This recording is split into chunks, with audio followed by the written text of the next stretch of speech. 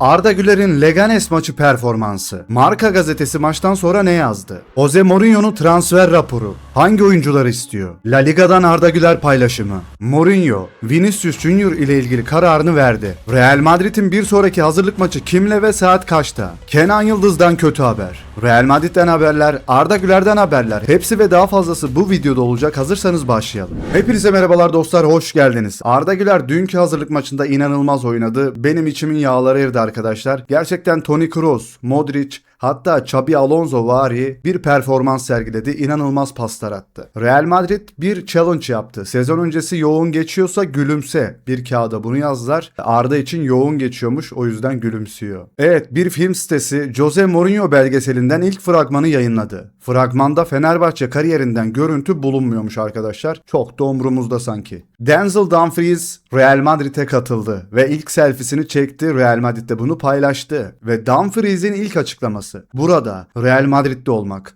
bu kulübün bir parçası olmak beni gerçekten gururlandırıyor. Onlar beni çok iyi karşıladılar. Takım arkadaşlarım, antrenör, personel. Kendimi çok iyi karşılanmış hissediyorum diyor. Real Madrid'in senin gibi bir oyuncuya ihtiyacı vardı. Antonio Rüdiger, Paraguay mağlubiyetinden hemen sonra takım arkadaşlarına milli takımdan emekli olacağını söylemiş. Ama Klopp'un Almanya milli takımının başına geçmesinden sonra devam etmeye kapıyı açık bırakmış. La Liga dünkü maçın fotoğrafını paylaşıyor. Real Madrid 2026-27 sezonunda zaten golleri kutluyor diyorlar ve kapak fotoğrafında da Arda Güler'le Gonzalo Garcia var. Arda Güler sadece 45 dakikada arkadaşlar ilk yarıda 1 asist, 5 tane gol pozisyonu yaratıyor ve 4 tane büyük fırsat üretiyor arkadaşlar. Arda Güler Türk sihirbazı. Dostlar, Kenan Yıldız'dan da kötü bir haber var. Onu da ilerleyen dakikalarda söyleyeceğim sizlere. Valdebebas'ta son.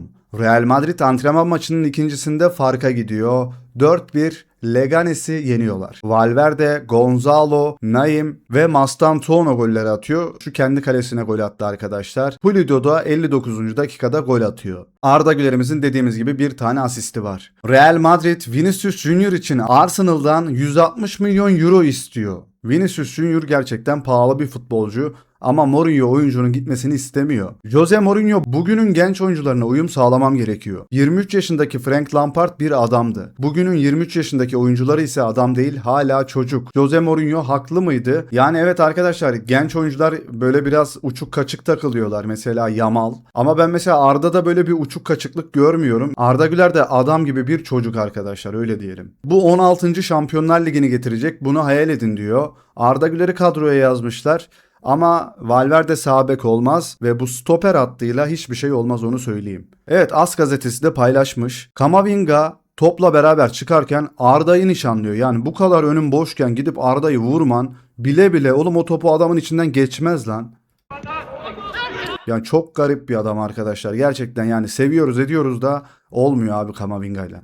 Rodri'nin favori futbolcuları: Zinedine Zidane, Messi ve Iniesta demiş arkadaşlar. Gerçek Real Madridliler Messi'yi sevmiyor biliyorsunuz. Yanlış bir seçim olmuş burada. Manchester City, Rodri'nin belinden küçük bir operasyon geçirdiğini açıkladı. Rodri kısa bir rehabilitasyon sürecine başlayacak. Evet, ameliyatla başladı Rodri. Jose Mourinho sol ayaklı bir stoper istiyor. Haber bu. Haberin karşılığı da bu sanırım. Renato Veiga, Real Madrid'in sol ayaklı stoper adayları arasında izlediği isimlerden birisiymiş. Ne dersiniz? Real Madrid'e fayda sağlar mı oyuncu sizce? Son dakika Mastantuono River Plate'e dönmek istiyor. River Plate bundan haberdar ve onu geri almaya istekli. Ne dersiniz? Gitmeli mi?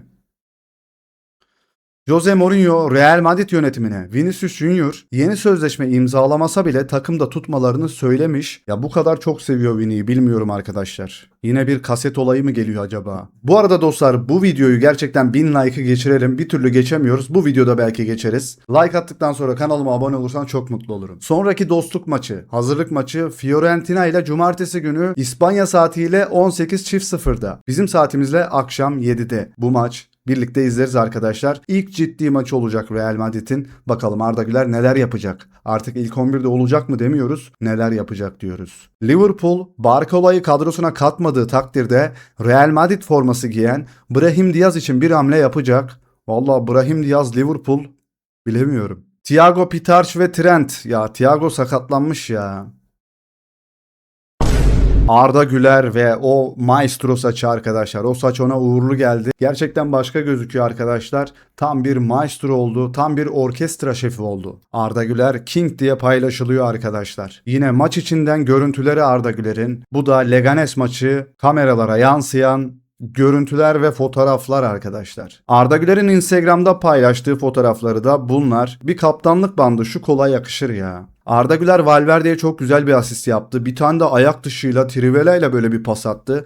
Valverde onu değerlendiremedi. Mastantuono'ya bir tane güzel pas attı. O da değerlendiremedi. Real Madrid'in ve Jose Mourinho'nun oyun planını Arda Güler yönetti.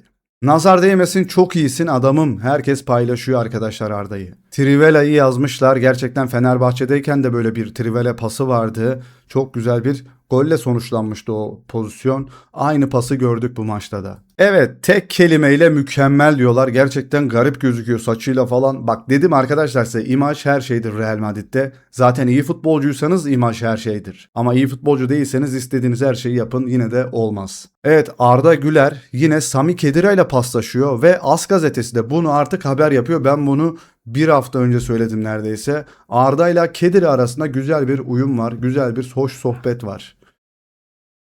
Arda Güler ve diğer oyuncular Mourinho'yu dinliyor. Evet, hazırlık maçında su molasında bütün oyuncular Mourinho'ya odaklanmış durumda. Evet, geldi kelebek suratlım, Jamaika'da tatiline devam ediyor. Bakalım neler olacak. Burada mı kalıyor, gidiyor mu kelebek? Cucurella koluna Luis de la Fuente dövmesi yaptırıyor. Vaat yerine getirildi. Evet arkadaşlar, Dünya Kupası'nı kazanırsak koluma antrenörümüzün dövmesini yaptırırım dedi. Dünya Kupası'nı kazandılar. O da dövmesini yaptırmış. Evet, gelelim Kenan Yıldız haberine. Kenan Yıldız dizindeki ağrıları devam ettiği için sezon öncesi kampını kaçırabilir.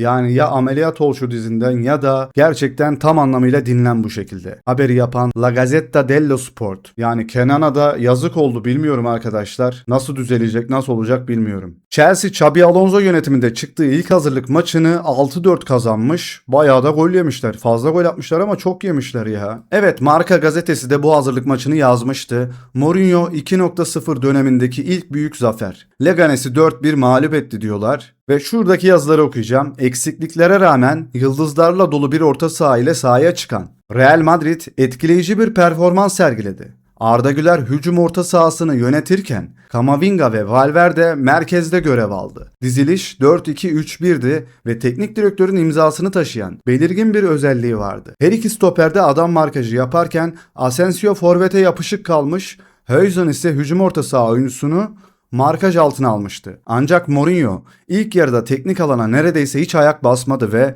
uzaktan zaten belirli otomatik hareketler sergileyen bir takım izledi.